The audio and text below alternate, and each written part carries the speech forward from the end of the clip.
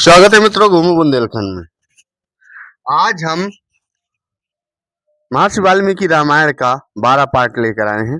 बालकांड का 12 पार्ट में आज जनकपुरी में भगवान श्री रामचंद्र, लक्ष्मण जी और विश्वामित्र जी का आगमन होगा उनकी मंडली सहित। तो इसके बारे में आज हम आपको अवगत कराएंगे। धैर्य से बने रहिएगा, चैनल को सब्सक्राइब जरूर कर देना। जनकपुरी में आगमन। दूसरे दिन ऋषि विश्वामित्र ने अपनी मंडली के साथ प्रातःकाल ही जनकपुरी के लिए प्रस्थान किया। चलते हुए विशाला नगरी में पहुंचे। उनके इस भव्य नगरी में सुंदर मंदिर, विशाल अट्टालिकाओं शोभायमान हो रही थी। वहां की बड़ी बड़ी दुकानें अमूल्य आभूषणों को धारण किए हुए स्त्री पुरुष आदि नगर की संपन्नता का परिचय दे रहे थे। चौड़ी चौड़ी और साफ सुथरी सड़कों को देखकर ज्ञात होता था कि नगर के रख रखाव और व्यवस्था बहुत ही सुंदर और प्रशंसनीय थी।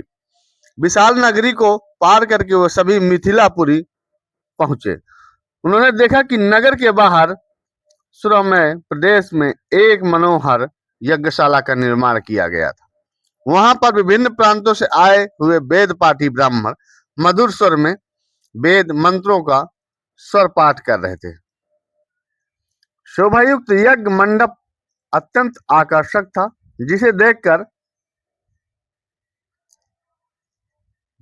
राम ने कहा, हे गुरुदेव, इस यज्ञशाला की छटा मेरे मन को मोह रही है और विद्वान ब्राह्मण के आनंददायक मंत्रोच्चारण को सुनकर मैं पुलकित हो रहा हूँ। कृपा करके इस मंडप के समीप ही हम लोग को ठहरने की व्यवस्था करें, ताकि वेद मंत्रों की ध्वनि हमारे मन मानस को निरंतर पवित्र करती रहे।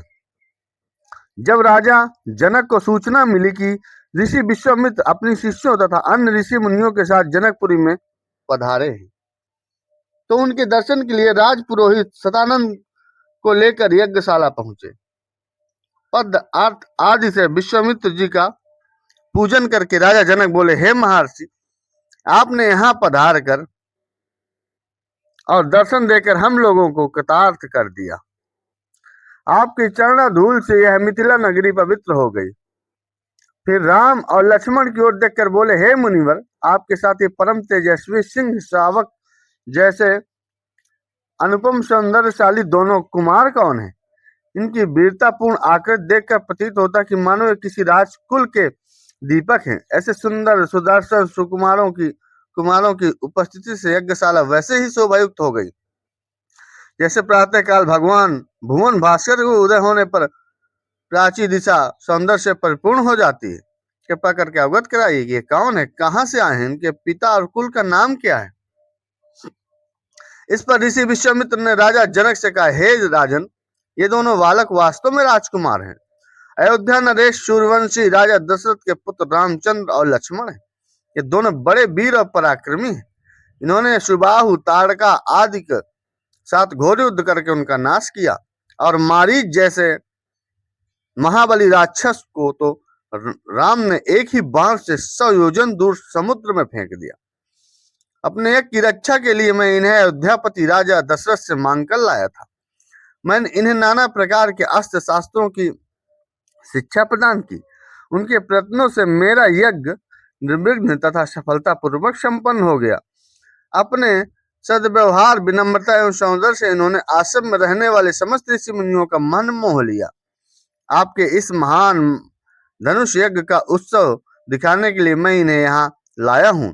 इस वृत्तांत को सुनकर राजा जनक बहुत प्रसन्न हुए और उन सबके ठहरने के लिए यथोचित व्यवस्था कर दिया।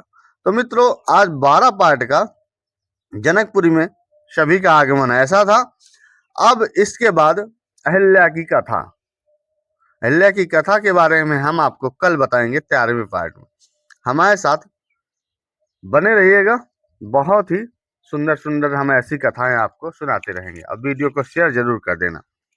जय श्री राम, जय चित्रकूट धाम, जय बुंदेलखंड।